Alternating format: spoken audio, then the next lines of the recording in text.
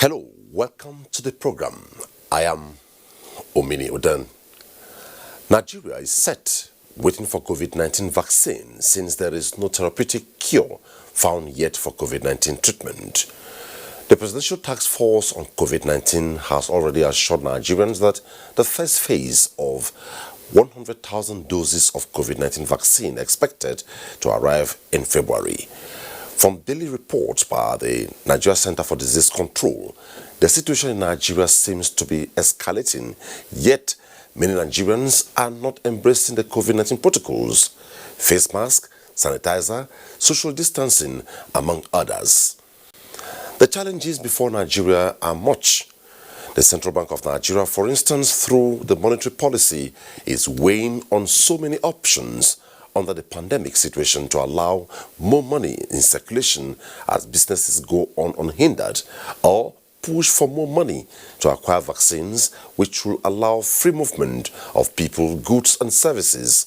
Our government embarking on another lockdown to bring down spread of COVID-19, but the economy will stagnate.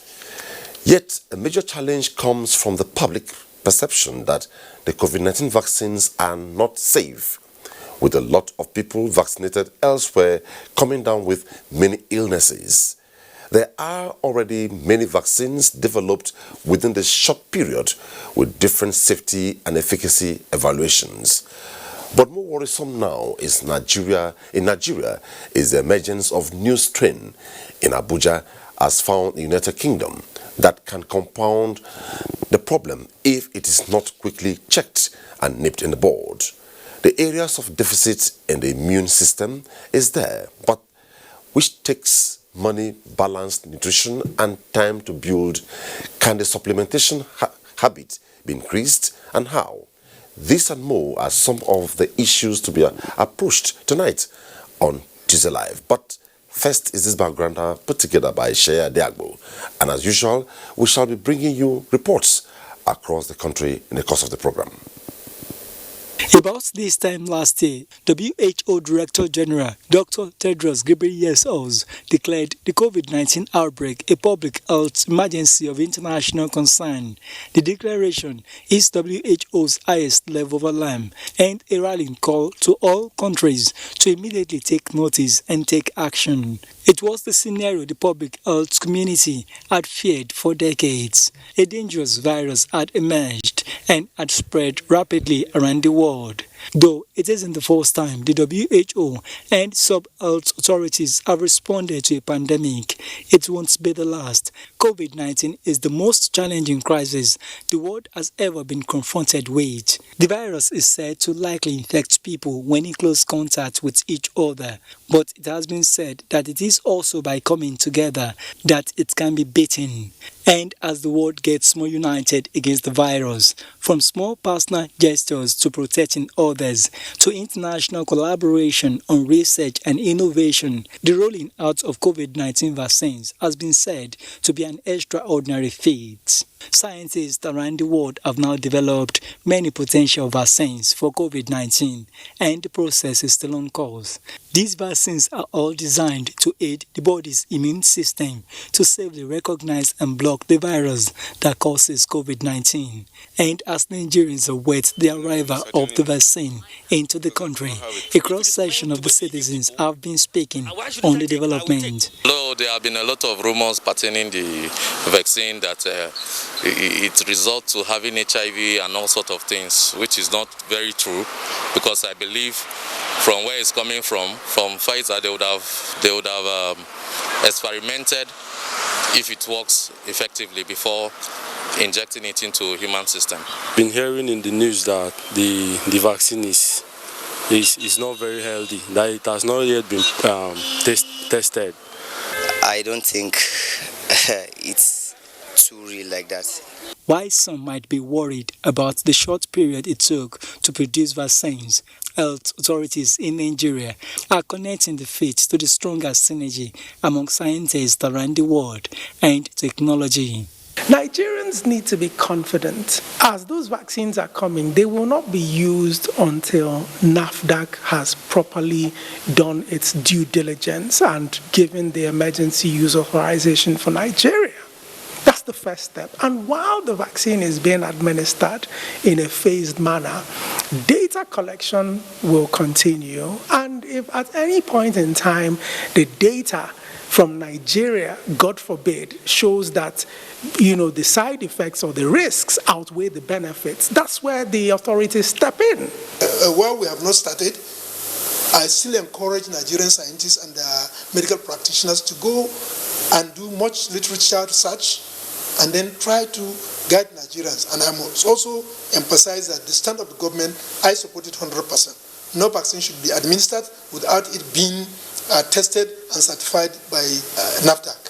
Though it might be too early to tell if the COVID-19 vaccines will provide long-time protection, its development is encouraging since available data suggests that most people who recover from COVID-19 develop an immune response that provides at least some period of protection against another infection.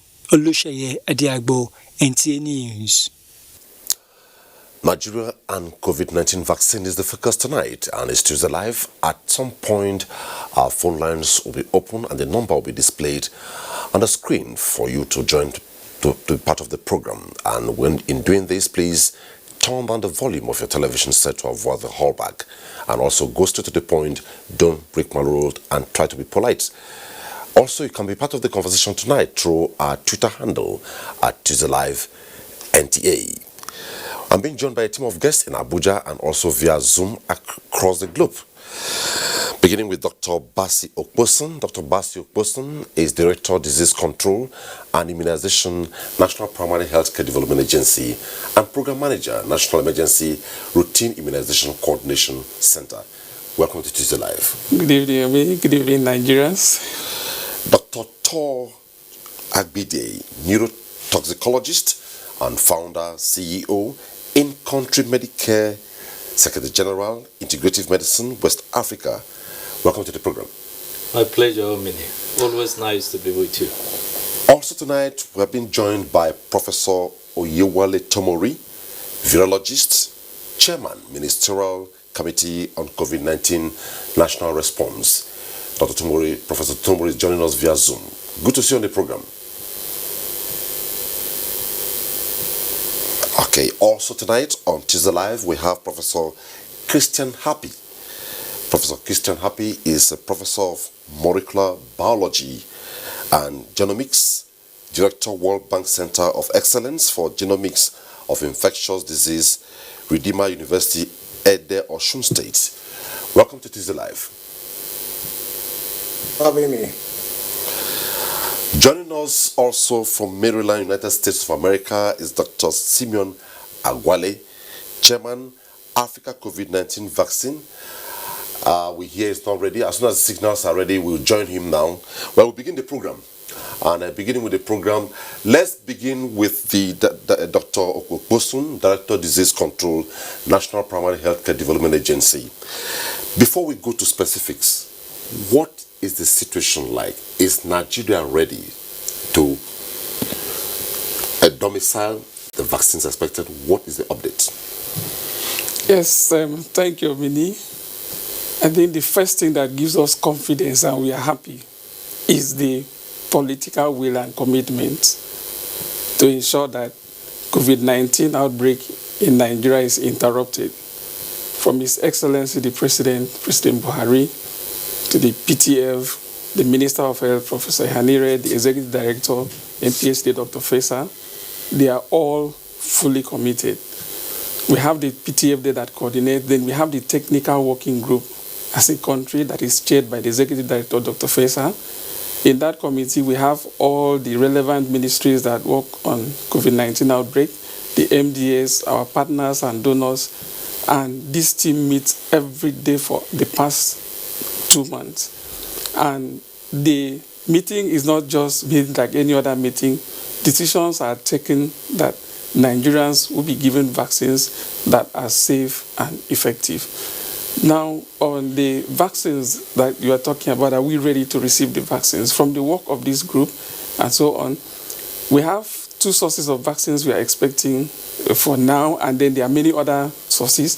The first major source is the COVAX facility The COVAX facility is domiciled in Gavi. We know Global Alliance for Vaccine and Immunization, that the world global body that support countries to introduce new vaccines. They have been supporting Nigeria since 2001. Now, the COVAX facility, knowing that these vaccines are scarce, they are not over the shelf to be bought, they are now getting these vaccines through the manufacturers. They pre-funded these companies, got these vaccines so that they will give to eligible countries that they support. From that source, the country will receive about 20% of the population spread over a period of about 1 week. Aside that, we cannot achieve herd immunity as a country with just that. If we rely on infection and reinfection, it will take us like 10 years to achieve herd immunity to interrupt. So the country is also, through the minister, the PTF, the executive director, and all our MDAs that are involved in this are also having bilateral discussions. And one of the greatest strong source that will also receive this vaccine is the African Union, through the African Union, the African Acquisition Tax Team. They are also securing about 270 million doses for African countries. From here, the first quantity that will come from there to Nigeria is about 10 million. And on top of that, this is additional to what will come from the COVAX facility. There are also bilateral discussions with other companies that manufacture it so that these vaccines will come in large quantities that Nigerians will be vaccinated. We are targeting initially to reach at least 70% of Nigerians with this vaccine. Once they are vaccinated, at least it will boost the herd immunity, and boosting the herd immunity will enable us as a country to interrupt transmission. Now, that is from the aspect of expecting the vaccines. A lot of preparation are ongoing to make sure that this quantity comes in that is safe and effective. And then, at the cold chain, because we have so many Nigerians saying, are you sure you have the cold chain to receive this? Oh, the vaccine will need ultra-cold, we don't have it. Because of the political commitment, within a short time, the ultra-cold chain equipment we need for the storage of the Pfizer mRNA vaccine that will come in, the quantity first 100,000 that is coming in, has been installed already. Last Wednesday, we saw about 52 journalists went to the cold store, the national cold store, to verify this. That equipment was displaying 82.5 degrees centigrade on the day they were visiting. To tell you that we are ever ready to receive. And the installation what we have there can receive about 4 times of what we are expecting. And in addition to that, the executive director working with the relevant stakeholders is trying to install, arrangements have been made to install at least one of that ultra-cold chain equipment. Okay, let me just interrupt you briefly. Now, what amazed Nigerians, or Nigerians are concerned, is Nigeria is ready to take the first batch of 100,000 doses. When you say 100,000 doses, is it in each of the bottles or in parcels?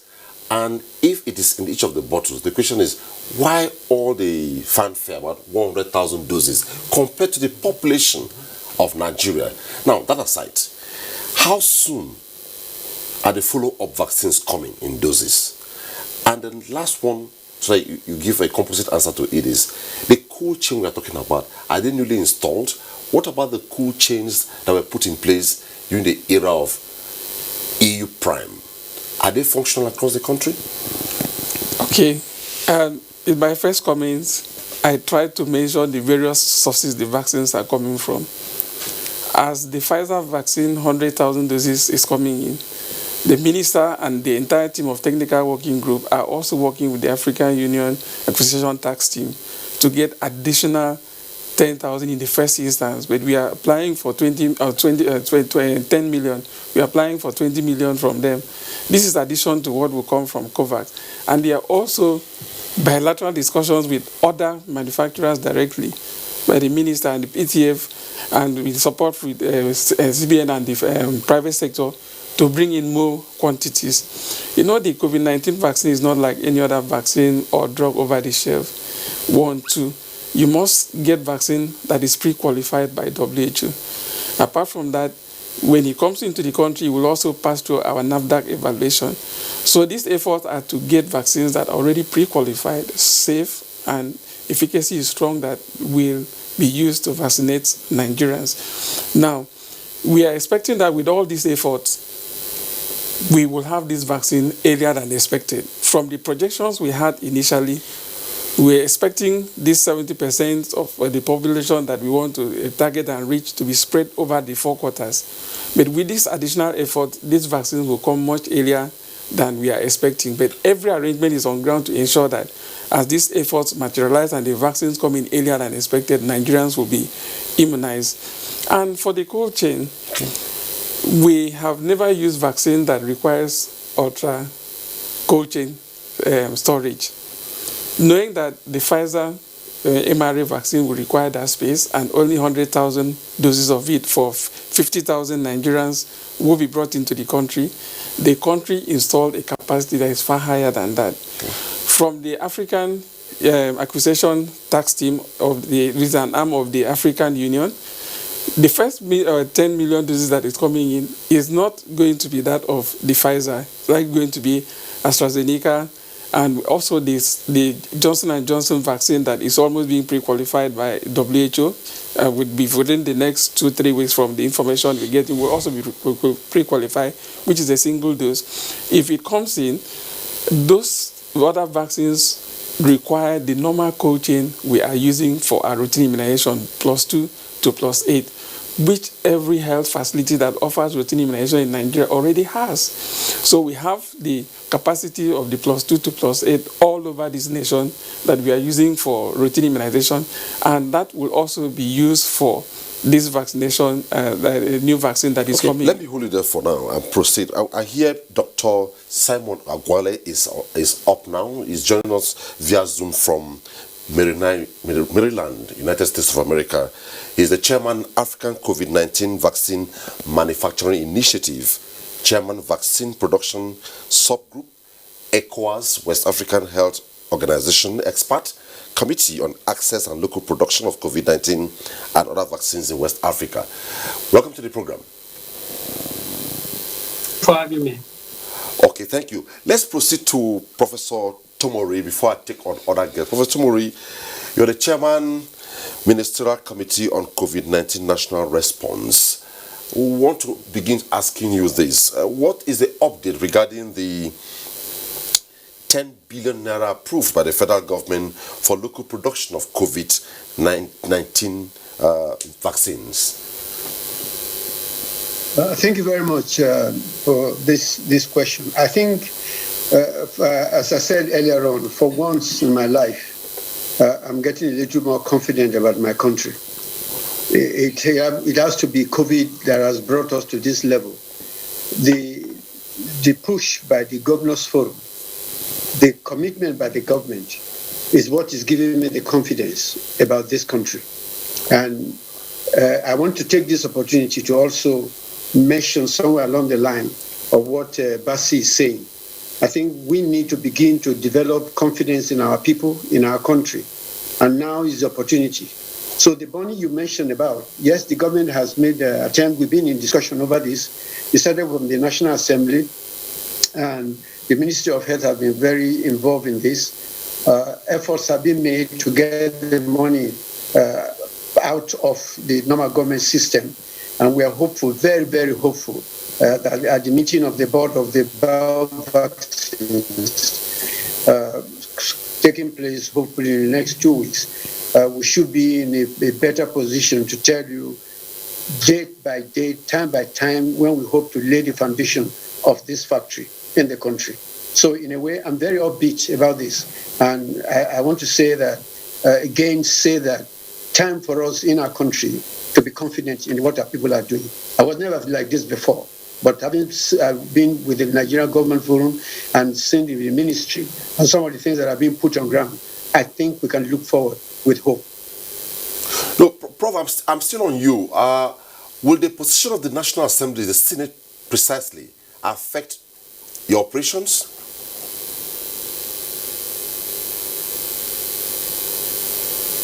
I didn't get the question, please. I said, with the position of the Senate asking for put on hold your operations until you give an explanation, will it affect your speed and deliverable? I don't think so. Giving an explanation doesn't stop what we're doing.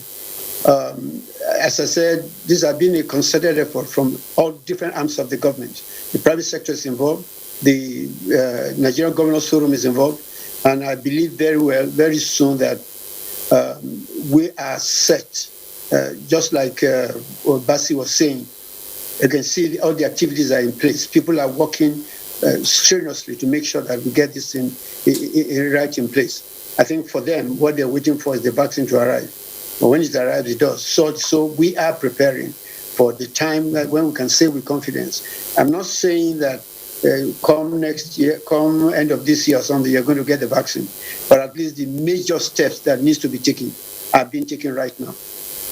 Okay, just before I allow you to settle down and go to other panelists, Nigerians are worried. Are we saying with the eggheads, professional experts we have like you? I remember one of the programs we had, you joined us from Ibadan Network Center. You were worried regarding issues of vaccine in the country. Nigerians are worried. Are we saying we are not up to speed to produce locally made vaccines, or than depend on other climes to have vaccines? Let's not deceive ourselves. As a country, we've not done well. You remember I started by saying, for the first time in my life, I'm having confidence in my country. All these years, I'm going to be 75 in February. If I'm saying that, you know that things have not been working well as they should work. And the fact that we have made our mind to do something does not mean that we can cover up all of the lost years. That we're moving forward, I think, is the most important thing to say. So let Nigerians not expect that tomorrow we're going to start producing vaccine in this country. But we have taken the step that will make sure that come another, hopefully, I don't know when the next epidemic is coming, Nigeria will be ready and producing its own vaccines locally. Okay, thank you, Professor Tomori. Let me hold it there. Let's go to Dr. Simon Agwale before I take on other guests. Dr. Simon, by the last count, Ethiopia has produced its own vaccine, and as we speak, India has produced and already distributed to so many countries within its catchment area. Now, with your position, ECOWAS, West African Health Organization, and other positions you hold, how available are you to the team of Dr. Poson and the team of Professor Oyewole Tomori to achieve results within speed? Because Nigerians are really worried. Well, thank you for this very important question. I'm not aware of what Ethiopia is doing. All I know about Ethiopia, is that they signed an agreement with an Indian company to revive their vaccine manufacturing capabilities. So if you look at what is happening in India, the Serum Institute of India, as you know, is the largest vaccine manufacturer on earth. They produce 1.5 billion doses of vaccines. These vaccines cut across polio, hepatitis, meningitis, and so on. So with the COVID, they got a license from AstraZeneca to start producing their vaccines even before they knew that the vaccine would work or not. So now they have a couple of millions of doses, which they are vaccinating their people, and then they were able to give a few doses to their neighboring countries. So like what Professor Tomori said, the roadmap to building local vaccine manufacturing are twofold. The first one is forward integration, where you start from the concept, you take a particular technology down the line, and then once you have the product, you now build a vaccine factory to produce that vaccine. The second approach is the backward integration, where you take the product from another company, and then you do the formulation, fill and finish locally, and then you take it down the line until you are able to set up your own factory to produce the vaccine. That takes time. That takes about 7 to 8 years if you have not even started. So they then then I don't know, because this morning, of course, as you know, we had this discussion on Good Morning Nigerian. It was not clear to me what that 10 billion naira was meant. Was meant for, because I made it clear that 10 billion naira is not going to give you a vaccine factory. Now, how can we best use the resources to build our capacity locally to prepare for the next, like Prof said, the next epidemic, or pandemic or whatever. So my thinking and my suggestion is that these resources that is approved or available or something, like the Yaba lab, the vaccine manufacturing was in the 40s. Technology have changed. So my idea is that why not convert that lab and make it a vaccine institute, because we don't have that capacity in Africa, so that Africans will be trained on the science of vaccine research, development, and manufacturing, and then allow the manufacturing in the hands of the private sector. There's no way that government will succeed in running a vaccine manufacturing capability. We're talking about AstraZeneca, we're talking about Pfizer, we're talking about Serum Institute, about BioNTech in Germany, and so on. They are private companies. So the government provides the enabling environment and provides the resources, by way of advanced purchase commitments or some kind of mechanisms to allow the private sector to make this product available to the people. So if we want to succeed as a nation, Christian, Christian, my very good friend, let's focus on what is responsible for the second wave in Nigeria. What are the strains that are responsible for this? Because in South Africa, for example, they have a surveillance system, and that is why they were able to come up with the South African variant, which now is beginning to show that the current vaccines may not work very well against those variants. And then efforts are now being made to make new vaccines targeting that particular variant. So let's, in the first place, know what is responsible for the second wave. Because from the information that we're getting from the ground, on ground, is that the second wave is more deadly than the first wave. So is it the same strain? We need to understand that. Now, the second is, if we want to embark on a vaccine manufacturing venture, what is the platform that we want to use? There are various platforms that are available for vaccine manufacturing. We have, of course, now the mRNA. We have the AstraZeneca, which is the viral vector platform. We have the DNA platform. We have the protein platform, and so on. So this is something that we'll be very happy to support. We can. There's no framework. You don't release money without a framework. What is a framework for releasing that money? What do you want to achieve? So it is important for us to understand that, and then we can now discuss how best to use the resources that is available and get the best results. Thank you so much. Now, before we go to Dr. Professor Happy, Dr. Bide. Yes. Vaccines. How does it really work? Well, thank you for that question. Vaccine is an antigen.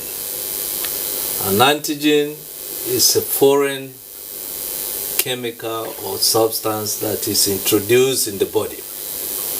And once this foreign chemical or substance is introduced in the body, just like a virus or SARS-CoV-2, the body's developed immunity, or the immune system or the defensive system is actually activated. That's how a vaccine works. You have different types of vaccines. Traditionally, we've been using the protein type. And what the mRNA technology has done is to isolate or get the spike protein, which is the part. If you look at the SARS-CoV-2 virus, it has those crowns. Those are the spikes. The spikes, because a virus has different parts. You have the glycoprotein part, the cell membrane, all this. But the spike is the best part for you to develop, your vaccine with it. Because if you look at the mechanism of infection of the virus, when the virus comes in contact with us, it's the spikes that it is used to attach to the cell membrane.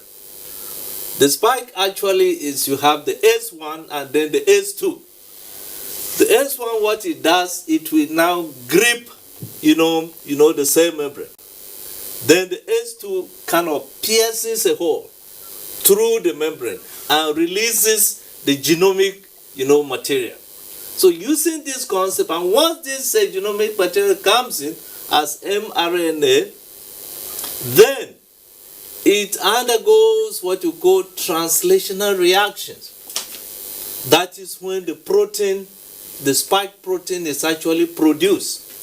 Now, get it right. The protein synthesis actually occurs on the rough endoplasmic, reticulum, or the ribosomes. That is where the protein synthesis occurs. It has nothing to do with the nucleus. In case of the Pfizer and Moderna, vaccines. So the protein synthesis occurs in the cytoplasm. Then that protein, spike protein, now goes and is presented via the APC, that is antigen presenting cells. Now the immune system actually has two arms. You have the innate aspect of the immune system and you have the adaptive aspect of the immune system. Now let's focus on the adaptive arm of the immune system, because the innate just actually occurs within days. About 4 to 7 days it is done. So the antigen presenting cells, which is actually the macrophages, presents this spike protein on to what you call the T helper naive cells. The T helper naive cells, depending on the presence of interleukin 4 or interleukin 12, will now go through what you call the T helper pathway 2, which is the one that actually will go to antibody production, the memory cells productions, the plasma cells, production, and this is what ultimately produces the antibodies. For COVID, disease, or the COVID or the SARS-CoV-2, the antibodies produced are mainly two. You have immunoglobulin G and immunoglobulin M. These are the antibodies that are predominantly, produced. And how does antibody work? Remember, we talk about the spike protein that have, there are receptors on the cell, and that is why the spike protein actually attaches. You are talking of the ACE2 receptors. Okay.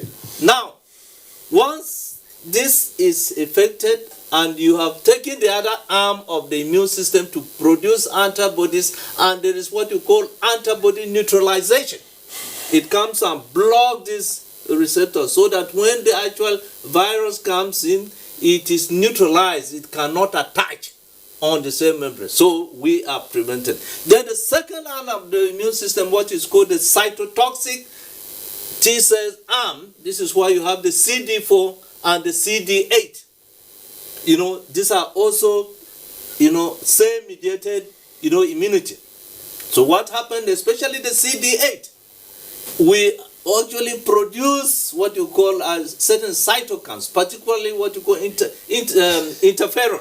Interferon now goes and also activate the macrophages again so that that process, continues. Okay. This is basically how, vaccines, work. Okay. I'm talking about mRNA vaccine. Then, in case of the AstraZeneca vaccine, what they've actually used, they've used adenovirus from a chimpanzee.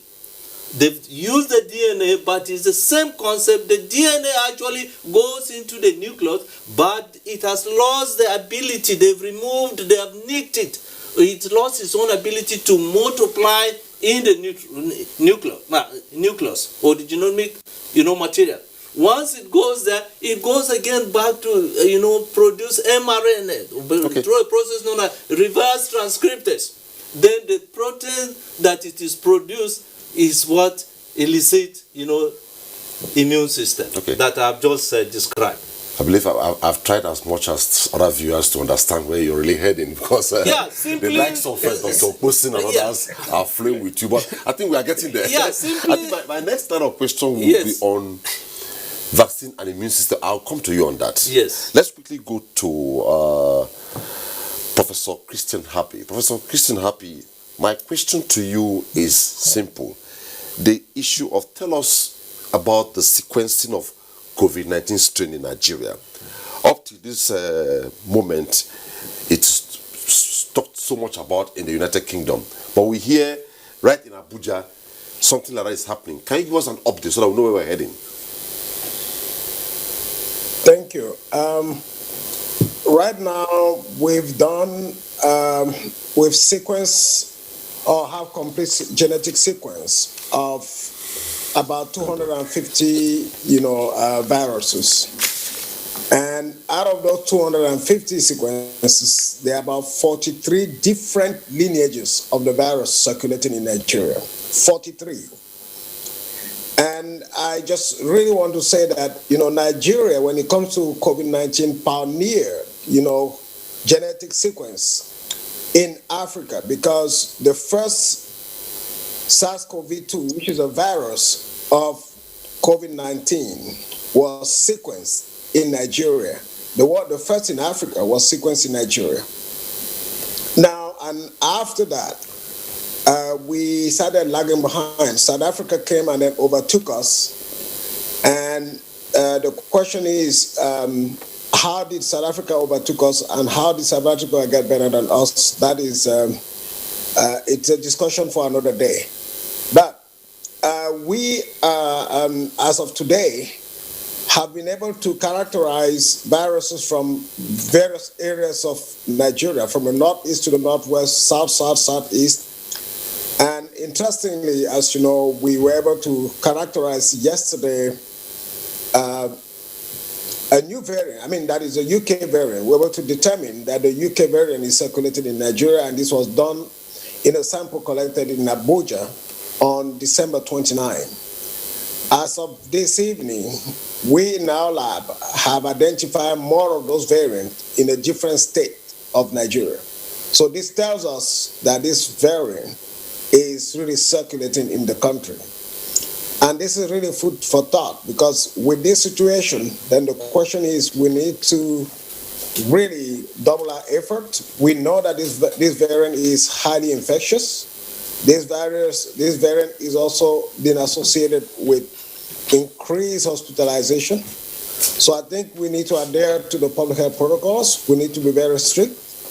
Otherwise, we're in big trouble. So the situation is such that, as we say, we know to some extent what are the different lineages of the viruses that are circulating in Nigeria. We know that many of them were imported initially, that there is a lot of community transmission, that is transmission from person to person in different areas of the country.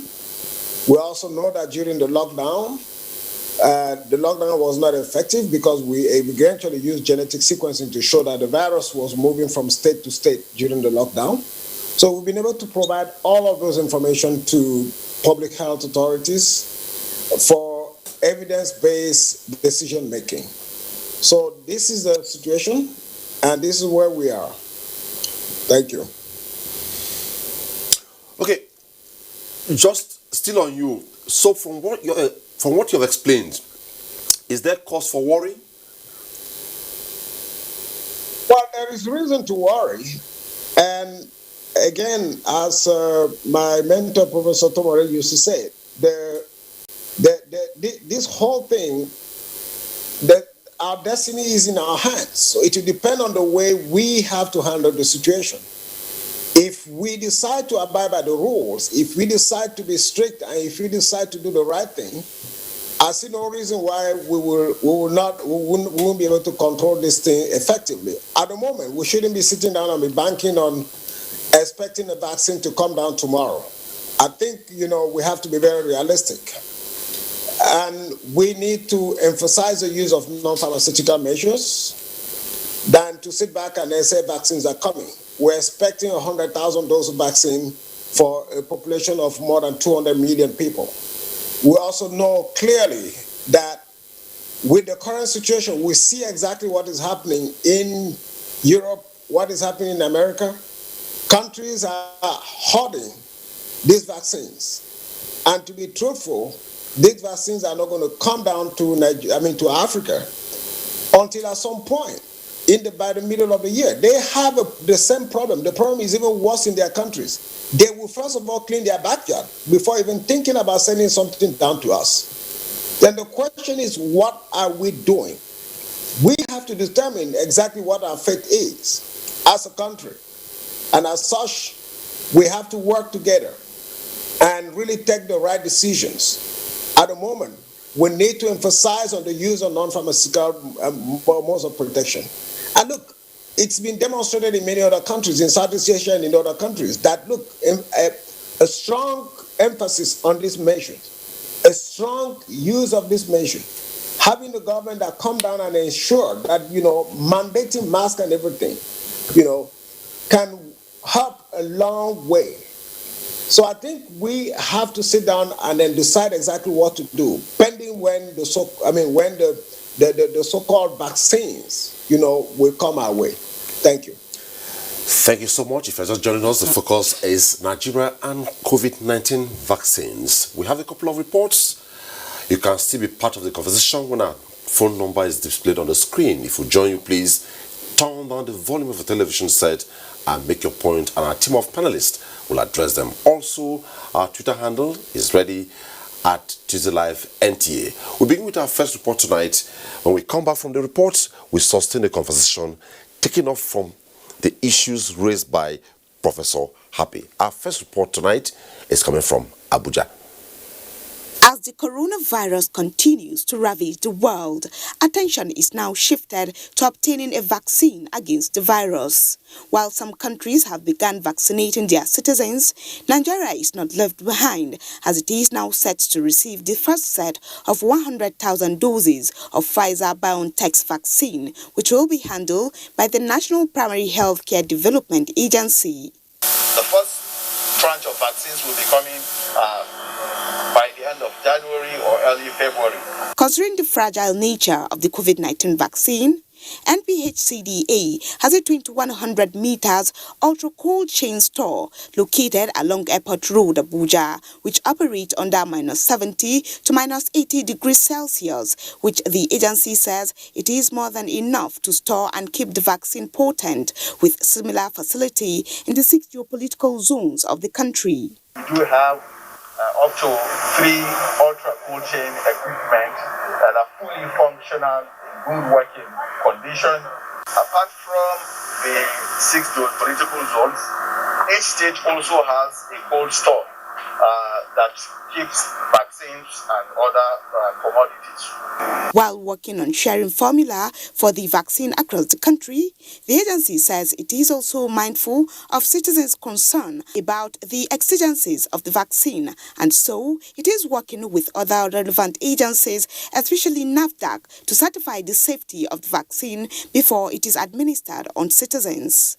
We also have to do the hard work of sharing information, educating Nigerians about the vaccines, how they were produced, the fact that they are safe, and all of the measures that the Presidential Task Force, the Federal Ministry of Health, and National Primary Healthcare Development Agency, working with the NCDC and other line ministries, are doing to make sure that NAFDAC certifies that these vaccines are safe and effective before they will be deployed. With more vaccines expected subsequently, about 70% of Nigerians are expected to be vaccinated within the first 2 years of its commencement. That report from Abuja will be followed by the one from Lagos. Population density of Lagos has no doubt served to its advantage, as it is globally known and addressed the nation's economic capital due to the volume of commercial activities it witnesses on a daily basis. The fact that there is nothing with advantage without disadvantage became manifest in the case of the state since beginning of the corona scourge. The state, since the record of the incident case, remains the epicenter of the pandemic with daily spike in figures. The state governor and incident commander Babajide Sanwo-Olu disclosed that the government is developing strategy to articulate criteria, guidelines, and regulatory framework for monitoring the vaccination exercise. We have also opened discussions with various vaccine manufacturers so that when the vaccines comes eventually, we can ensure that Lagosians are well catered for. Residents also comment on some things that government needs to put in place before the arrival of the anticipated vaccine. The Ministry of Health can create a platform to educate those people, every other person, on how important this vaccine is, what it does, and how effectively preventive it is to COVID-19. I believe everybody will want to take it. Everybody will abide by it. Vaccine is important because it's a way of immunizing us to make sure that we don't die easily. Whenever there is issues of vaccination, there are many theories against it. Meanwhile, the state government is intensifying efforts to reduce rapid spread of the virus among residents. Our next stop is the report from Enugu. The clock is ticking and the federal government is on preparations to upgrade primary healthcare facilities to be able to take delivery and ensure proper preservation of the vaccine, which requires cold temperature ahead of vaccination. In the southeast, particularly in Enugu State, relevant agencies of government have mapped out strategies to take delivery of the vaccine whenever it is available, though storage capacity is one of the constraints in this regard. Yes, I think the most important thing here is for us to get the vaccine. Already, you could as well know that the state government and then even the federal government had actually done well in terms of immunization and logistics when it comes to vaccination. As the awareness is beginning to make a positive impact in the state, the fear and the anxiety that greeted the announcement of the mass vaccination is fast disappearing as against what obtained months ago. I'm not scared. At least we've been taking immunization, but we don't know where it's coming from. So anytime we are ready. For me, I'm not scared. I'm kind of ready if it's going to be in a positive way for us. On the efficacy, effectiveness, and what is expected afterwards, this is what the public affairs analysts have to say. I believe that the Commissioner for Health should be able to give us a better insight. But we expect that there may be positive outcome. Remember that the vaccine itself hasn't been fully noted for even up to a year. So, but we expect that the those that will be protected should be able to give us a leverage that we won't be having the much number of cases we're having today.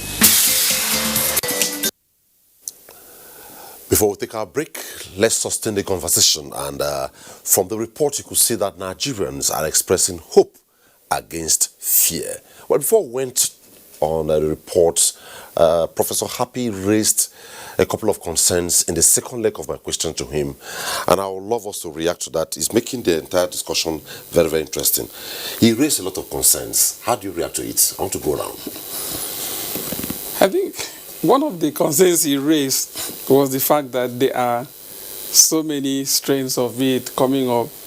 But the cherry news that what we will tell Nigerians is that even this strain that we are saying came from UK is seen in Nigeria. Today we can hear very clearly from UK that the vaccine that is available will also cater for those strains. It will control it. It's effective against it. So that should not be any worries to us in Nigeria, because there are already researches and confirmation that this vaccine can also provide immunity against the strain that we are talking about. And for instance, we have our Professor Domery and all the other products that are here in the country. For instance, rotavirus vaccine, we are using it in Nigeria. There are about 18 strains of medical importance, about 6 of them cause very major diseases. The vaccines that we're using in Nigeria currently protects against many of the strains. We expect to see the same even with the coronavirus. So with the news that we got yesterday, today, that is already published in UK, I think we are not that worried. The thing we will tell Nigerians, and we are worried on the part like what he said was, please, the non-pharmaceutical interventions, let us observe them. If you are leaving your house, going to any public place, wear your face masks. Stop organizing parties, birthday parties, going to clubs and so on, gatherings that IPC procedures are not encouraged. Now, wash your hands frequently with soap and running water. If you have sanitizers, you make use of them. Then observe social physical distancing. Those basic ones are the things that, like he mentioned also, we are concerned for those ones about Nigerians, because there are some of them that don't even believe that COVID-19 is a reality. Please, I'm using this opportunity to tell Nigerians that are hearing us, COVID-19 is real. We have lost very close friends. The isolation centers, go in there, you see live cases. These things are real. So the non-pharmaceutical intervention will also help in this fight against coronavirus. The vaccine was just a step that we bring in to also as a strategy to fast-track the herd immunity being established amongst Nigeria. If we wait for infection and reinfection to develop herd immunity as a nation, it might take us 10 years. But what vaccine does is, once Nigerians are vaccinated and looking at the efficacy, we have a greater probability of these Nigerians that will be vaccinated develop an immunity that can fight the infection. It's not that the vaccine works all the magic. We need to be protective, observe those simple rules that the government is preaching to us. And then when these vaccines are given, it will also in its own way help, like we heard from a doctor here telling us, generate some antibodies in the body, so that when the human being is now exposed to the real virus, because there are antibodies in the system, the antibodies will fight that virus and will not allow the person to come down with the disease. So for the strains, the cheering news is that the vaccines currently in use could address them. And to also reassure Nigerians, the technical working group, the Ministry of Health, the PTA, like we mentioned earlier, are looking out for vaccines that have been pre-qualified by WHO. When it comes into Nigeria, our NAFDA will evaluate them, and then they will be safe and effective for Nigerians. So, and that is why all this effort to ensure that anything that comes into Nigeria, it will be safe. And also to allay the fears of some people, because a lot have mentioned, oh, if this vaccine comes, there is side effects, somebody is collapsing and dying, this one is doing that. So many things. So many. Fish is sweet.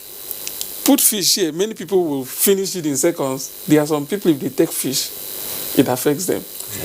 Milk is good for the body. There are some people, if you put milk here, they will run away. The mere sight of it alone, they are sick. Water is natural, it's good for the body. If you take it excess, there's problem. Paracetamol is good for headache, reduction of pain. There are some people that can, if they take paracetamol, they won't sleep.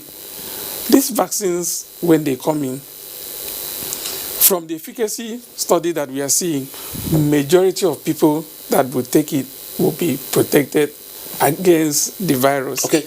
Now, it will not be because there are a few things that we see happen one year or the other, we now say we throw the baby away with the bad water. The vaccines that will come in are safe and effective, and we are also watching what is happening in other countries. For instance, the AstraZeneca that will come in to add to even the Pfizer that we are seeing has been given to millions in the US. The health workers that we first targeted, we have received over 9 million of them being vaccinated now. But they are just minor incidences that occur. The AstraZeneca the UK is using also, we have seen just minor incidences. So will you say those incidences are normal? Yes, because they are common. Like I said, there are some people, fish is good for the body. Some people, they take fish. Let me hold you there. Well, the basic information here by Dr. Basio person is, as much as national response, sub-national response, sub-national response, and other platforms I cannot mention here are doing everything to sustain what is needed to contain the pandemic in Nigeria. You also should take responsibility. Dr. Guide, from what Professor Happy said, Dr. Person has given us his perspective. Let's hear your own perspective. Well, you see, what I'm saying, I asked him any cause for worry, he said yes and no. And Dr. Person has given us a yes and no perspective to what he has said. So let's get your perspective. Okay. As we all know, and has been emphasized, COVID-19 is real. So let's face it as it is. There is just no two way about it. What I typically say and what I would like to see is the emphasis on what I call a tripod approach. There are three arms. In as much as the federal government through the Presidential Task Force has done an excellent job through promotion of non-pharmaceutical interventions, which Dr. Basi had just reminded us about, washing of hands and then social distancing and all the rest of them. That is the non-pharmaceutical interventions. Then the almighty vaccines that we are crying for, that yes, it is also part of it. But with the vaccines, we have to vaccinate 70% of the population to attain the herd immunity for this, disease. Nigeria, even if we are a population of 200 million, it means what? 140 million have to be vaccinated. And not only that, you have to make sure that to be properly vaccinated, there is what we call vaccine break. If you're using dead vaccines, you don't expect to achieve, herd immunity. So the storage conditions are also very important. And lastly, the third part of the tripod, which is very important, is our own body's immune system. What are we saying about this? Apparently, when we sit to talk, nobody ever says anything about it. Even the vaccine that we're talking about, what are we seeking out to achieve? I had earlier explained graphically how the vaccine as an antigen elicits, the humoral, and then the cytotoxic, aspect of the immune system to actually attack, the disease. But our body has a natural ability, and this natural ability depends on our nutrition. That's why we say that nutrition is the firing power of the immune system. We've been singing this message, we've been shouting, but people don't seem to take it. My appeal is that while we're waiting for the vaccines, let's also see how we can boost our own immune system. And then how do we do this? There are various ways. For those who are normal, you can say, yes, we can depend on the natural sources of, food for some of these micronutrients. We can depend on vitamin D from the sun, making the UV rays that makes our body to make vitamin D. But in any case, where there is severe deficiency, and in a stress situation like this, there's what we call oxidative stress. The amount of free radicals produced that causes disease in our body is overwhelming. So we need high doses. So people should work closely with their doctors to make sure that their levels are checked and they are at the right, levels, so that you don't just depend on the natural, sources. So immune system is, and also even this vaccine that we're talking about, it is great. But vaccines response depend on our nutritional, status via the immune system to elicit, the immune system, or to potentiate, the immune system. Talking about that, let me also add, even when the vaccine, we are giving the vaccine, take for example, the Pfizer vaccine, takes about 45 days for your immune system to really kick in. So what happens between that period? Within that period, if you are not properly, immunomodulated, If you are attacked by the virus, you will come down with the Which is not a guarantee. Which is not a guarantee. And the important thing is that if your immune system is up and running, even if you are attacked by the virus, the immune system will contain it so that there is a shorter recovery time for the disease. Okay. You will not progress into the intensive care unit, which you may end up dying. So I'm calling that we should look at ways of immunomodulating our bodies, so that we have a natural defense system kicks in and then protects us. Then the vaccine can also come in. Then the non-pharmaceutical intervention will all come in. They work together. Thank you so much, Dr. Aguide. Well, when we return from the break, we go to Professor Tomori, Professor Happy, and Professor Gwale. Stay with us.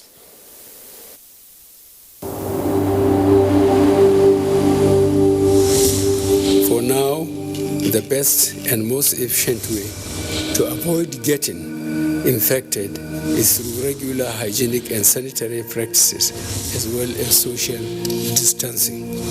As individuals, we remain the greatest weapon to fight this pandemic. By washing our hands regularly with clean water and soap, disinfecting frequently used surfaces and areas, coughing into a tissue or elbow, and strictly adhering to infection prevention control measures in health facilities, we can contain this virus.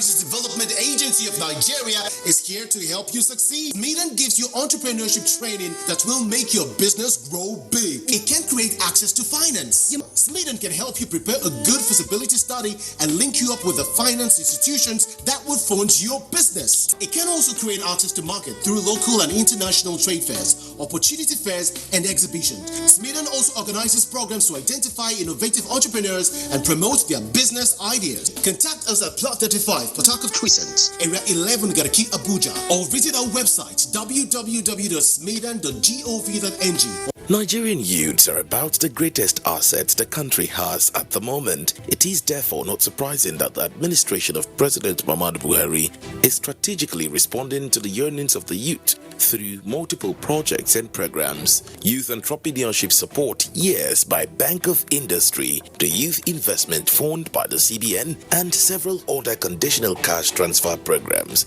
Recruitment of 774,000 social workers, majority of whom are youths, and so many other projects that are beneficial to youths directly or indirectly.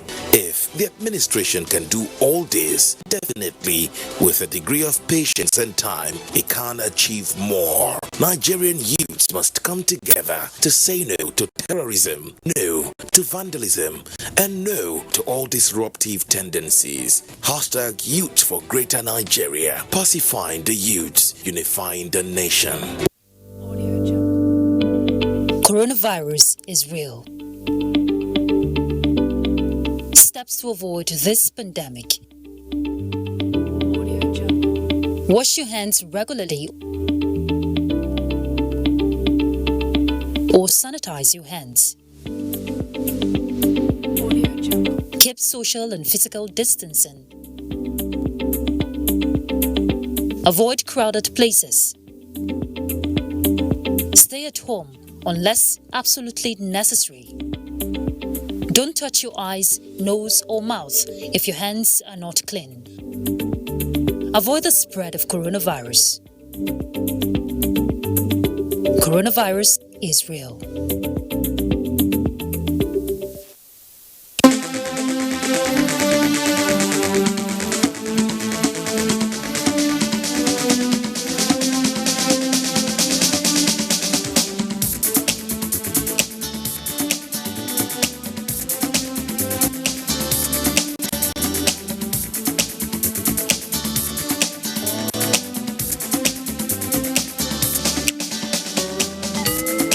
NTA Tuesday Live, a network issue-oriented innovation talk show.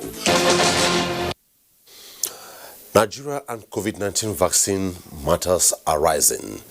Thanks for staying tuned. You can still be part of the conversation through our phone number displayed on the screen, and also be part of it through our Twitter handle at Tuesday Live NTA. Let's go into the politics of vaccine, beginning with Professor Tomori. Professor Tomori, sometime when we're taking a look at the second wave of COVID-19, I remember one-time DG of Nigeria Center for Disease Control, Professor Abdulsalami Nasidi, said one of the problems African countries will face, meaning AU should sit up, meaning ECOWAS, WAHO should sit up, is the politics of vaccine. He said if the developed climes where Africa is depending on to get vaccines have not had enough, they will not release vaccines to Africa, and Nigeria will be a victim. Are you concerned? Are you worried? Will this work? Omini, thank you very much for bringing this up. But you just permit me to make one or two comments before I answer that question. In connection with what Chris Happy said about why South Africa had taken over from us, I think part of the problem is internal. Until we decide to work together, every arm of the government, scientists, researchers, work together for the good of the country, Nigeria will always be behind. The issue of South Africa was what you call real-time information. That is, when something happens in KwaZulu-Natal or Gauteng, the laboratories in this got the samples immediately and correctly. Currently in Nigeria, we have a problem. States will not collaborate with NCDC. State governors will say one thing or different from others. We need to come together because this is a problem for Nigeria, not for an individual state. That's my number one. Number two, I need to make a little bit of explanation or correction on what Simon said about the private sector and this. About Vaccine Nigeria Limited is a private organization. It is not a federal government ministry. It's only that the federal government has shares in it.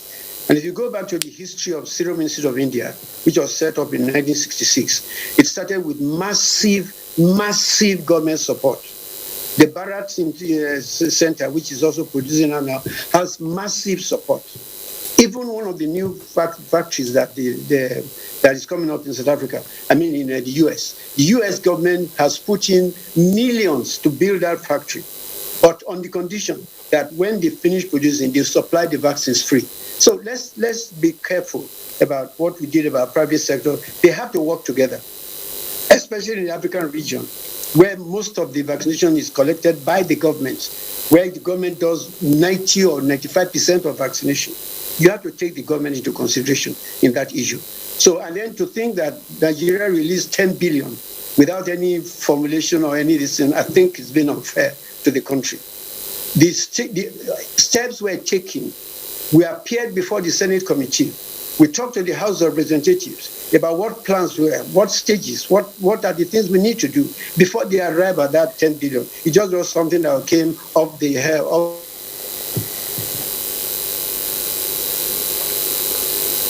We lost signals there. I believe the signal is restored. We'll get back to Professor. Okay, it's back. Can you get me now? Can you hear me now? We can hear you. Go ahead, please. Go ahead. Yeah, so let us begin to have confidence in our people that things are changing. And so let's find out about the details of what is going on. Now back to the politics. I've written a poem about politics, and I call vaccine diplomacy. And I said it started not today. It started in 1884 in Berlin, when they divided Africa, without our being there.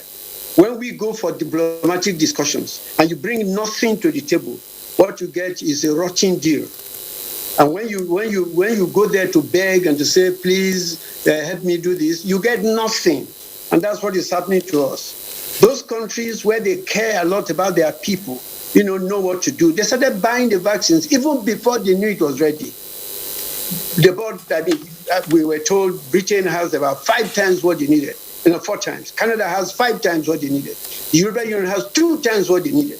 And now there are even problems. Even the companies cannot produce what they want. So don't expect that they will give anything to you until they satisfy their people. That's what a good government should do. But again, we have to balance that with the fact that we're living in a global situation. Even if everybody in Europe is vaccinated, which of course not everybody will be, which not everybody will develop immunity. If they forget and say, okay, let's vaccinate our people, they are still in danger. Today we said Nigeria is free of polio, isn't it?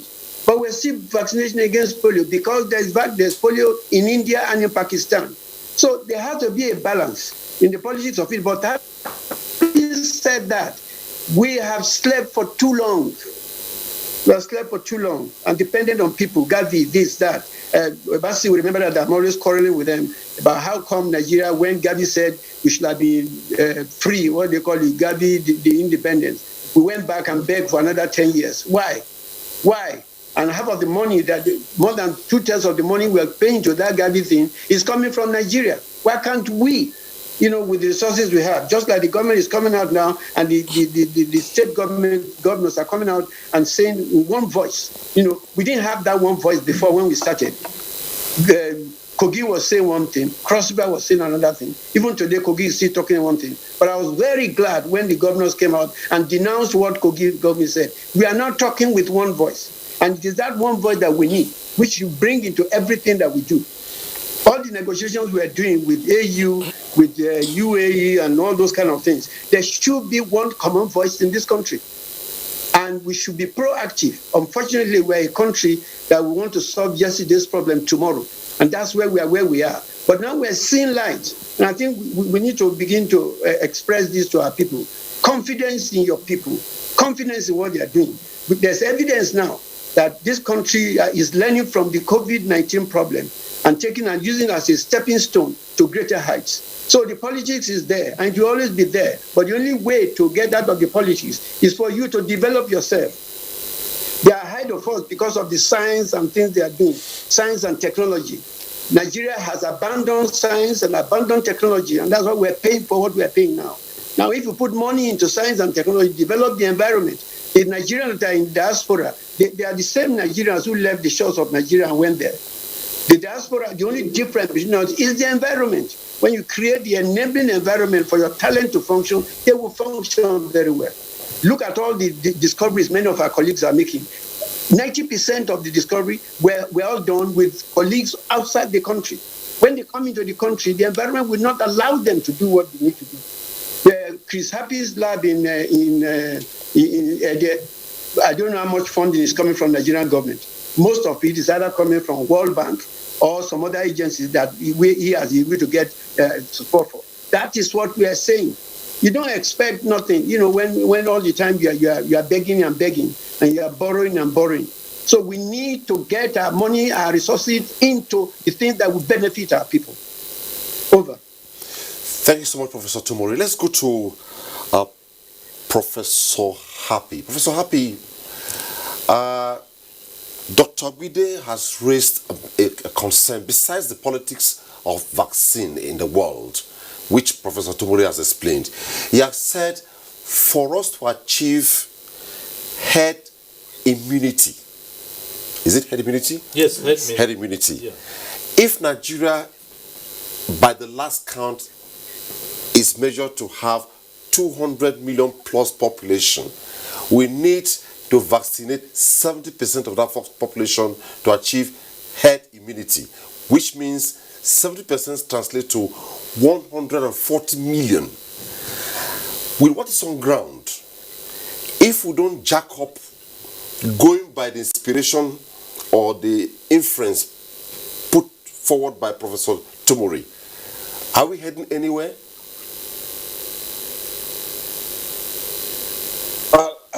Thank you. I think it is obvious what Professor Tomori said. I think we have to put in place the necessary infrastructure, the necessary machinery, and the investment and the financial investment to support research and technology.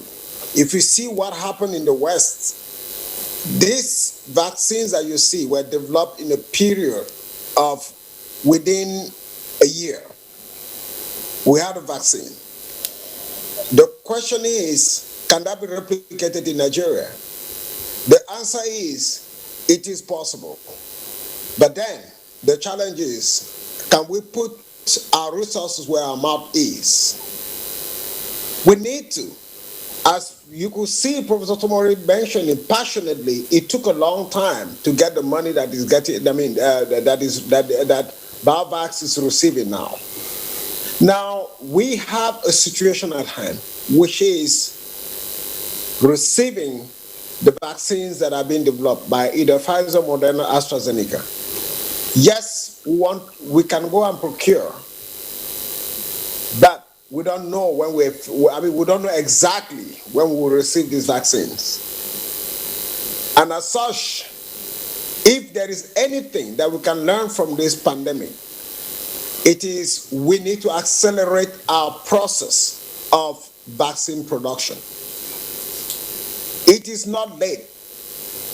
It is very possible that if we put in the resources and accelerate the way it was accelerated elsewhere, we could come out of this with something that is tangible, with something that could represent exactly the science and technology, innovation and prowess of this country. And I want to believe that, as he said, we are all not dunces. Those that are making it out there, those innovators, and you could see in some report that young Nigerians and people in the diaspora were the driving force behind some of these vaccines. It is obvious that even within this country, there are brains that can help push this process forward and accelerate the process forward. But what is required are the resources and the political will. Can we put our money where our mouth is? If the answer is yes, then we can change the narrative. Thank you. Okay. Professor Simon Agwale, there is this, I call it mindset that with the availability of non-pharmaceutical, the use of face masks and other protocols, if you're consistent with it, you may not need a vaccine. True or false?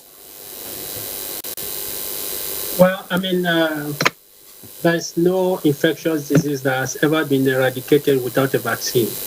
If you look at smallpox was eradicated because of vaccine. If you look at polio, we're now talking about polio eradication because of vaccine. So these are temporary measures until you have vaccines. To address what Professor Happy said, he talked about 43 different lineages. It is true.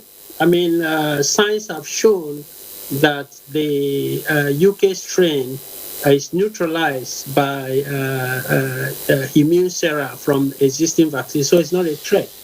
But the South African strain, there are two studies. The first one was done in South Africa to show that some of the South African strains evaded neutralization from immune sera. And that is why Moderna is working on a new vaccine to incorporate that so that we'll have another vaccine. The challenge that we have, which Prof, this thing is that you need to have a manufacturing capability, because you can see now that the problem is becoming more challenging, because now we are trying to get enough vaccines to protect our people against the strain that was responsible for the first wave. The second wave too is not a problem, but we have a problem in South Africa that this particular strain has a reduced. So if you make a new vaccine against that strain, we are still battling to get in vaccines that will protect us from these other strains. So when will that particular vaccine, be deployed? So it is critical for us to have local vaccine manufacturing. I agree with Prof. We had this discussion with Team NTA platform 2 or 3 years ago. This is 2 or 3 years ago. We still do not have a factory.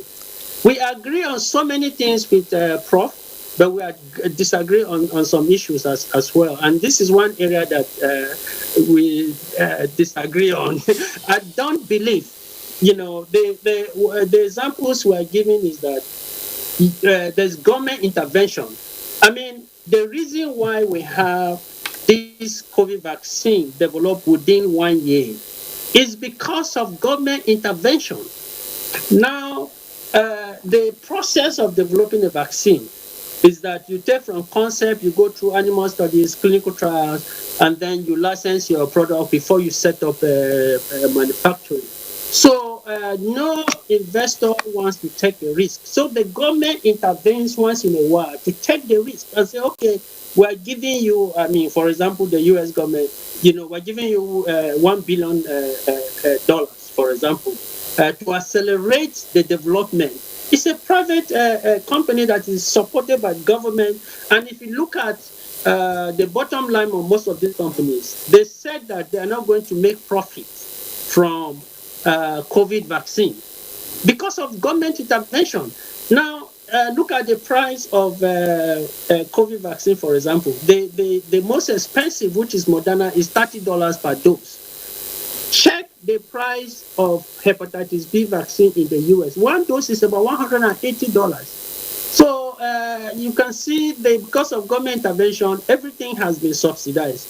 To build up a vaccine manufacturing capability, the first thing that you have to look at is the expertise, which can be easily assembled.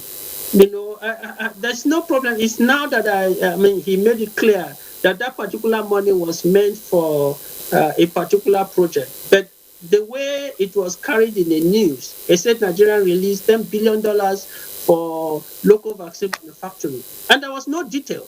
We didn't know whether. So one reporter said the money is going to NIMA, to NIPRI, to one arbovirus research institute in Enugu, and so on. So I said, if this is for local vaccine manufacturing, we need to have the proper framework, for this particular fund, so that we don't just waste the resources. So what I'm saying in essence is that building a vaccine manufacturing capability is not a trivial issue. If it is that easy, you will have seen, all kinds of vaccine manufacturing capabilities on the continent. So it's not. The key thing is you have to look at the technology. What is the technology that you are bringing in? Where is the expertise to do this? It's not just enough to say we're releasing this money to build local vaccine manufacturing capability. Where is the framework? So this is, we can make contributions to that. I mean, we're on other committees with Prof. These things are things that we want to see happen in Nigeria. So let's put our heads together to make sure that the right thing is done, so that we don't just waste the little resources that we have. So that is the point that I really want to say. Thank you so much, Professor Agwale. Quickly, before we take the next two reports and sustain the conversation, just for emphasis that COVID-19 is real, and you take responsibility as much as the government and other stakeholders are doing everything to contain them at the national, subnational, and sub-national level. From the Nigeria Center for Disease Control, it's just been reported 1,267 new cases of COVID-19. The breakdown indicates Lagos has 478, FCT 211, Nasarawa State 83, Rivers State 72, Kwara 42, Ondo 34, Benue 32, Kaduna 32, Katsina 26, Plateau 26, Kano 25, Taraba State 25, Osun 22, Delta State 21, Oyo State 21, Niger 19, Sokoto 18, Ebonyi State 17, Ekiti 14, Gombe 13, Ogun State 12, Bauchi 11, Zamfara State 8, Borno 4, and the list here is Jigawa State, which has 1. Total now stands at 124,263. Discharged 99,262. Deaths 1,522. That's the update of COVID-19 coming from the Nigeria Center for Disease Control as the program is progressing. Quickly, let's take the next reports after that we sustain the conversation looking at the way forward to attaining vaccine and vaccination in Nigeria, starting with COVID-19. The next report comes from Port Harcourt, Rivers State. The COVID-19 vaccine, like other vaccines, works by training our bodies to develop antibodies to resist the virus that causes COVID-19. How acceptable is the COVID-19 vaccine among the populace? I've not seen COVID-19 happening or, something like that to somebody, Why would I take vaccine of something that have not happened? As a Nigerian, I'm very optimistic that the vaccine will come and Nigerians will make due advantage of it. How safe is the vaccine against the backdrop of fears created in some quarters? Dr. Abiye Tamunopobi is the Vice Chairman, Association of Public Health Physicians of Nigeria, Rivers State Branch. The essence of the vaccine is to reduce the infection rate, the spread of the infection, and then also protect us so that we remain safe. So please, we should embrace it. Also of concern is the issue of shortage and power supply, which have been a major problem to medical experts, given the temperature required for the preservation of the vaccine. How prepared are the health institutions in Rivers State to effectively store the COVID-19 vaccine? We have accurate safeguard means or machines in the form of storage facilities that can be regulated to capture the temperature of the new vaccine that is designated or prepared against COVID.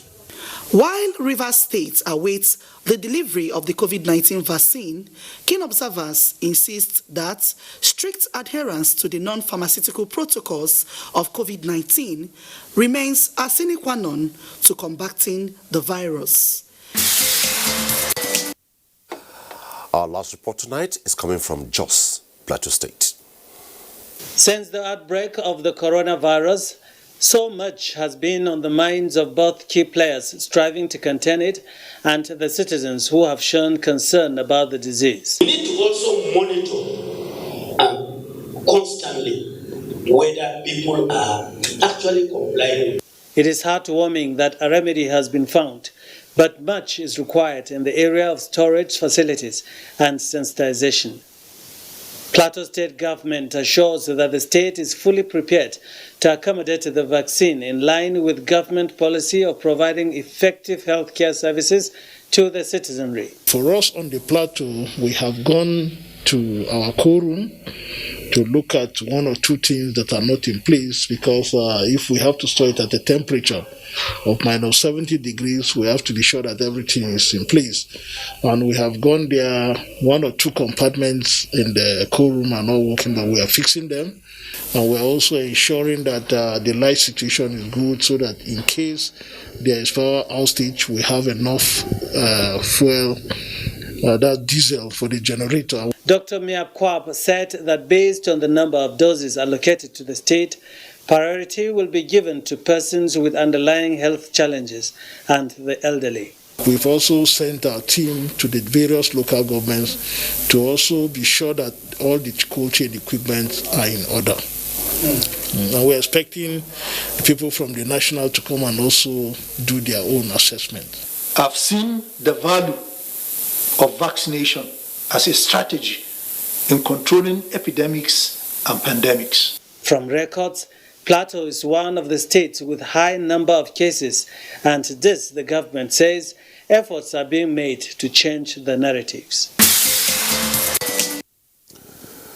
That's the last report tonight on Tuesday Live, which is looking at Nigeria and vaccine, COVID-19 vaccine matters arising. Well, Dr. Wilson, I know you have said it differently, but now let's make it the primary question now. As we speak, we have people out there who say, when the vaccines come, I will not take, because they have heard ABC negative reports. Just for emphasis, is it right to say if the vaccines come, people should not take, or I will not take, or don't take? Okay, let me put it another way. If I'm coming from Lagos to come to Abuja, I might decide to go with motorcycle. I might decide to say I want to go with vehicle, car. I might say I want to go by flight. To the worst extreme, I might decide to trek. Remember, during the campaign, somebody trekked from Lagos to Abuja. If there is flight that will give you 50 minutes, 1 hour from Lagos to come here, why are you trekking? Why are you using motorcycle? We just be policing ourselves by saying you want to trek, you are not proving anything. And then look at it from another angle where people said, oh, there are so many side effects. Remember, very simple, the measles vaccine. All parents in this country, most parents take their children for measles vaccination. If you give 100 children measles vaccine, 85 with first dose would develop immunity. With second dose, 95% would develop. And then it means there are still 5. Those are the kind of children that once in a while we might see still come down with the measles. Will people say because those 1-2 children that come out of the 100 have the measles that the vaccine is not effective? No. And I mentioned earlier, I'm trying to please speak to my brothers and sisters, my parents, my mentors, Nigerians and foreigners that are here with us. Ordinary fish, I mentioned earlier, there are some people who cannot eat fish, but most people love fish. There are some people who cannot eat chicken. If they eat, it worries them. Most people love chicken. Water, there are some people, if you take excess water, it becomes a problem. I mentioned also earlier, paracetamol. There are some people, if they take paracetamol, they cannot sleep. It's supposed to reduce pains for most people. For the vaccines that will come, every effort is being put to ensure that those vaccines that are coming in are vaccines that have been pre-qualified by WHO. They are safe and effective and will be useful to Nigerians. The government has done a lot to ensure that we have adequate cold chain for storage. From the arrival of this vaccine at the airport to the storage to the point of transportation to vaccination, efforts are being made to ensure that just as a routine immunization for children are effective, that these vaccines are kept safe. And permit me to also mention there was an issue concerning the quantity of vaccine that is coming in. Please, Nigerians, the 100,000 doses we are hearing is just the first batch of arrival. We are targeting in the national plan the first way to immunize 149 million Nigerians. Those vaccines are coming in phases, and as they are coming, the priority group that we are targeting in the national plan is to get the 70% of Nigerians to get herd immunity. And that is why the country is not relying on only the COVAX facility, but also relying on the one that is coming from the African Union through the African Acquisition Tax Team, and then the other ones with the bilateral discussions that the minister is having with manufacturers for it to come in. The plan the country has now is to reach 149 million Nigerians in the first phase, and then eventually with the availability of vaccine, target 100% of Nigerians. And on a yearly basis, those new cohorts that will come up will also be vaccinated. That is the policy of the country. And, please permit me to use this opportunity to appreciate His Excellency the President, the task force, the Minister of Health, Dr. Faisal, the EDA, MPSD, and all the DGs of our MDAs that are concerned with the COVID-19 control. The political will and commitment is very high. This is one area that Nigerians should say the government has the interest of the people at heart. There are some countries, African countries, we read, the countries don't give priority to it. The 1,524 Nigerians we have lost so far, we don't know what they would have contributed to the economy. The daily cases are increasing. Even during the first wave, the highest cases in a day was 790 persons in a day. 3 days ago, we had up to 2,235 Nigerians confirmed positive in a day. So it's increasing, and we are losing more Nigerians. The government don't want Nigerians to go for what we know they are vaccines. Okay. Just as I mentioned earlier, if there is flight, If there are jeeps that can move you to Abuja fast from Lagos, why do you want to trek? Why do you want to go with motorcycle? If the vaccination will help fast-track herd immunity, why would some Nigerians want to say we don't want the vaccines? That will not be good. And on top of this, the vaccination will come. Please, Nigerians, observe the non-pharmaceutical interventions. Don't go out of your house to public place without your face mask. Wash your hands frequently with soap and running water. Use sanitizers. Observe the social, physical distancing. And number 4, eat well. Eat good food. Okay, that takes me to the next question, which I will take to Dr. Agbide. Supplementation and vaccination. Are they compatible? Are they at cross purpose? You just talked about eat well. That's why I'm taking the question to you. Yeah. Okay, eat well. I always have a problem when you say eat well. Balanced diet. Yeah. I imagine, for instance, a Nigerian who is not privileged. Yeah. The day the vaccine arrive and they say go and take vaccine, he or she has not been privileged to have just a meal. Yeah. Can the person take vaccination? So let's look at it, supplementation and vaccination. Well, it is clearly demonstrated that if you are malnourished, the level of immunopotentiation in your body would be lower. That is your response to the vaccine. Because immunity needs, nutrition, to actually work. I gave example with, vitamin D. When you talk about the innate arm of the immune system and even the adaptive arm of the immune system, the macrophages that actually are the antigen presenting cells, they need vitamin D to produce some of those chemicals that will first kill the virus. I talk about things like catalysidins and then beta defensins and then NKF2 factor. These are chemicals that actually increase the speed of the macrophages as they move towards that virus to attack it. And also some of the chemicals released are also cytotoxic. They kill the cell of the virus. So nutrition is very, very critical. I had called that rather than look at only one unilateral approach or one way, there should be a 3-pronged approach. We're looking at the non-pharmaceutical intervention to break the transmission. We're looking at vaccine so that it can give us immunity. But double with that is also food supplementation. Some of these countries, take the Scandinavian countries for one. If you look at it, the devastation that they suffered from this disease is less, and it is linked with the level of vitamin D that they have in their body. Some of these countries, Scandinavian countries and Canada, they have vitamin D fortification in their own food sources. So that is really very important. So rather than just look at just what we can achieve with one of these tripods, let's look at the 3 together. And there are several ways that you can use to actually upregulate the immune system, talking from the diet. Even that diet, we've got to be very careful. You've got to know what to really combine.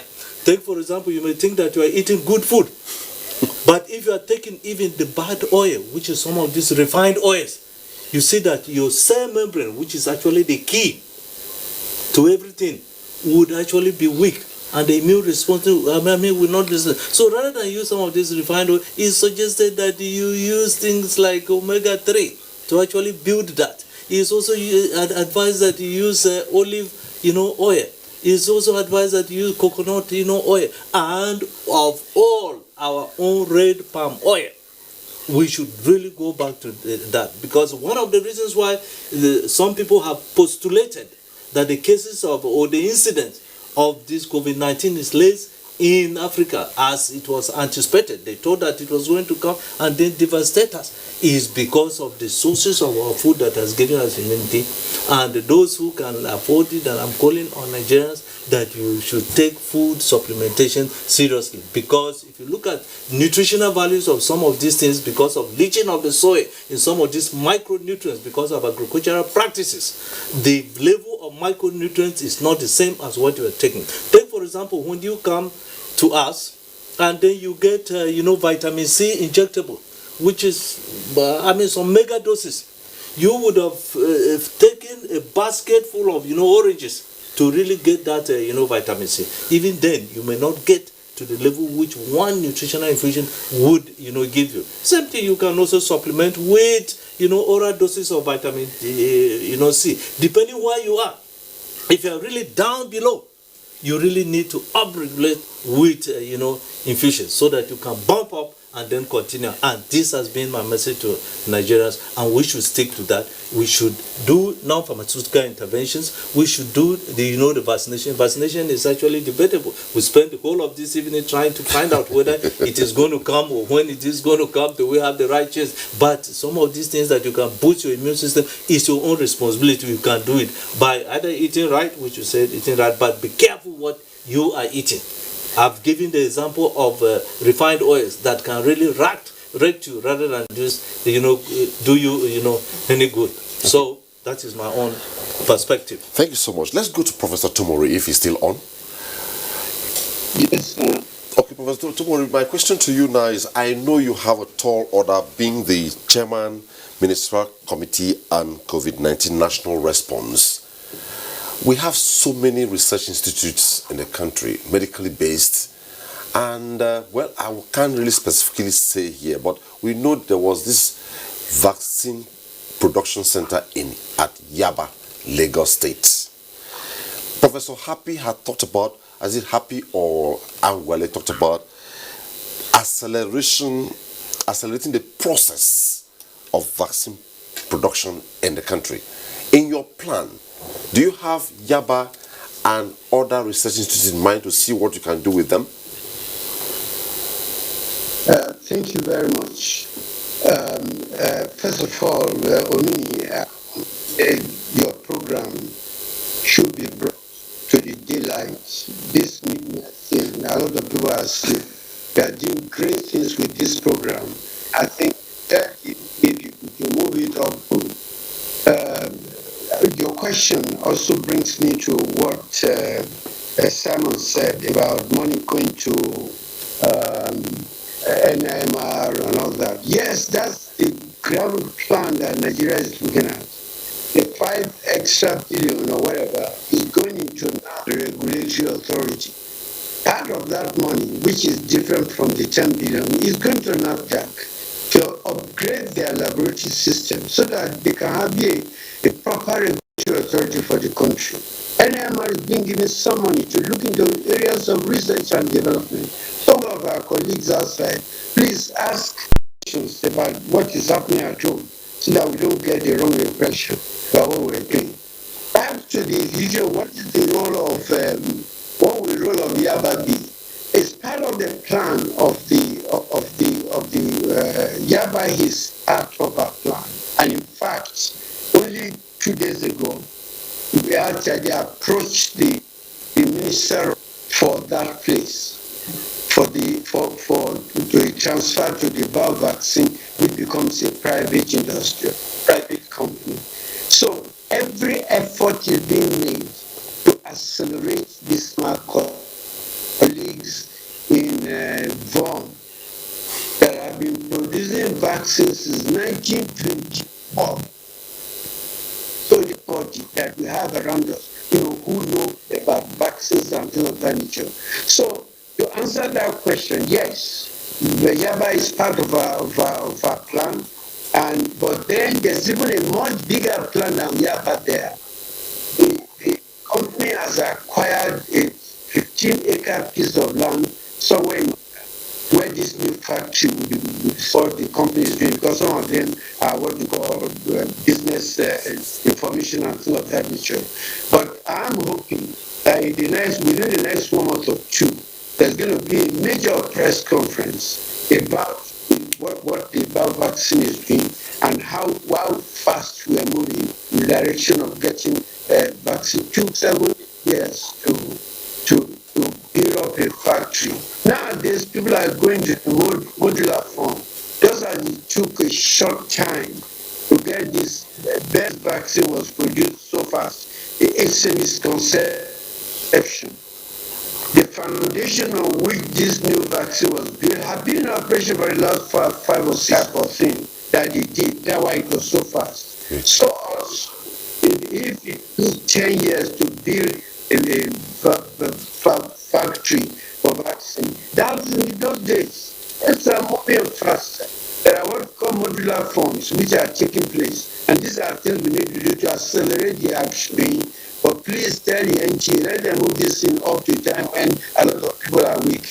Thank you, sir. Thank you so much, Professor Tomori. Actually, Tuesday Live have 2 repeats after tonight. We have it Friday and also Saturday. So actually, for the viewers who cannot watch tonight, they still have an opportunity to watch, and that's why there are regular promos about the program and the transmission schedule for the program. Professor Tomori, at this point, I will say thank you so much for making time to be on the program tonight. It was nice having you on Tuesday Live tonight. Okay, Professor Happy, I won't go into specific questions on you, but let me just say, in a few minutes or a few words, what are your concluding thoughts with emphasis on the need for Nigerians to make themselves available and take responsibility as we have new variant and second wave in Nigeria? Well, I would say that, just as Professor mentioned, that we all have together to come together. This whole battle of COVID-19 is not only the responsibility of the government, it is the responsibility of every citizen. All the involved in COVID-19 fight should come together. There should be strong collaboration between the public and the sector, and the citizens should act responsibly. The vaccine is not necessary. What is absolute that we should all work together, public, private, and organization, and every citizen should act responsibly. In order to contain this pandemic, we should all come together in order to contain this pandemic. Thank you. Thank you so much, Professor Happy. It was nice having you on Tuesday Live tonight. Thanks for being on the program. Thank you, sir. And to Professor Simon Angwale, what's your concluding thoughts? Well, there's really nothing to contribute other than to say that that's a good plan that has been put forward, and I hope that in the next we'll sit down and now start talking about the results, not to be discussing this type of issues.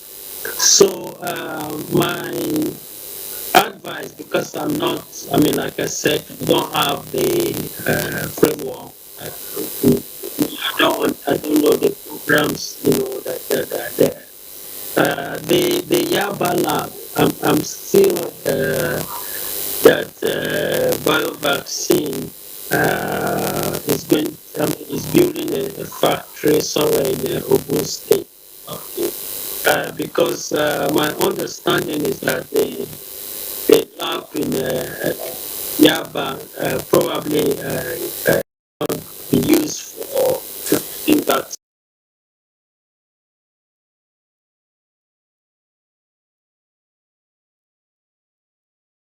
Train young Nigerian Professor Angwale, I'm afraid I have to cut you here. The audio is quite bad. It's beyond our control. And you suppose you say thank you so much for making time to be on the program. We have to just cut you here. Your audio is quite awful over here. Thank you so much for being on Tuesday Live tonight. Thank you. And back here, the down is beyond our control. The very last few minutes we have had the audio challenge, and it's really beyond us. Well, Dr. Bide, we have cut across, and I believe the message has come across. What are your concluding thoughts? Well, my conclusion is this. I want to call on all Nigerians that we should take the bull by the horns. We should remember what our President Muhammad Buhari, told us in his first speech, that where your freedom ends is where another person's right, begins. Yeah. And he also advised us that we should also look inward. Whatever we can do here, there is a lot. We've been discussing vaccines, things that we will, as of now, we're not ready to produce. But there are things we can also use here as interventions. Some of our local products that have been evaluated by NAFDAC and are found to be useful, we should not close our eyes on that. Then, the role of the immune system in terms of nutrition should never be undermined. It is very important. Even the vaccines, if it is in our body or we have it, we are still debating when we would get it. We should look at ways that we should up-regulate our immune system so that even when with all the non-pharmaceutical interventions, the virus can still enter your body. But once it gets into your body, if your immune system is up-regulated, the chances of you progressing to intensive care unit are less, and you would make it. I have a typical example of somebody that had received good immune boosters, and he came down with COVID, and he confessed to me, admitted that he survived because he had received immune boosters in our place. Thank you. Dr. Boston, very last question I'll put to you to a few words. You got a lot of Nigerians convinced tonight regarding their fears why they or you should not take the vaccine. Do you have plans to send maybe change agents or mobilizers to go to the field ahead of the arrival of the first dose, which is 100,000, and the subsequent ones?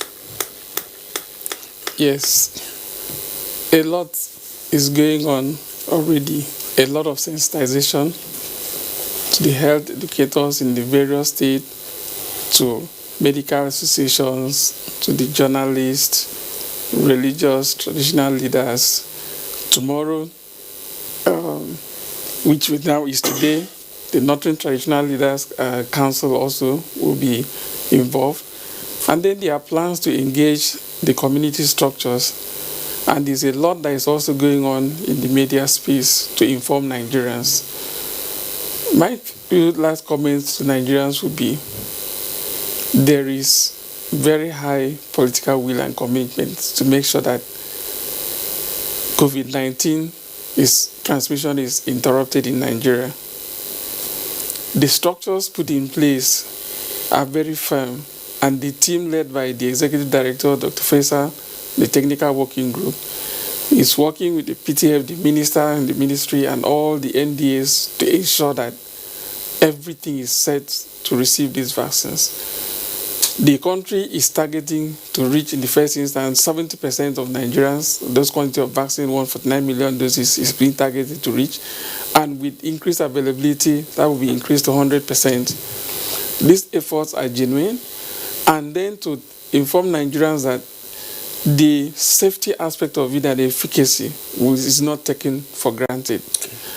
Our own NAFDAC will also evaluate every vaccine that comes in before it goes out. The cold chain system in place is adequate to ensure that these vaccines, once received, are properly stored, transported to site of vaccination, and then safety procedures taken to administer this to Nigerians. And there are structures to report everything that will happen during the vaccination and after the vaccination. Thank you so much. Thank you so much. So Nigerians, please don't want to trek from Lagos to Abuja. Don't want to come by motorcycle. Let's take a faster way and go by flight and get to our destination. Let's key into what the government plans for us. Thank you. Thank you so much, gentlemen. That's it on the program tonight. I must say, if you sent in tweets or you attempted to call, I hear we had some network challenges. It's beyond our control. We couldn't take your tweets, and we could not take your calls. That's it on the program. On behalf of all of us, thanks for watching. Bye-bye.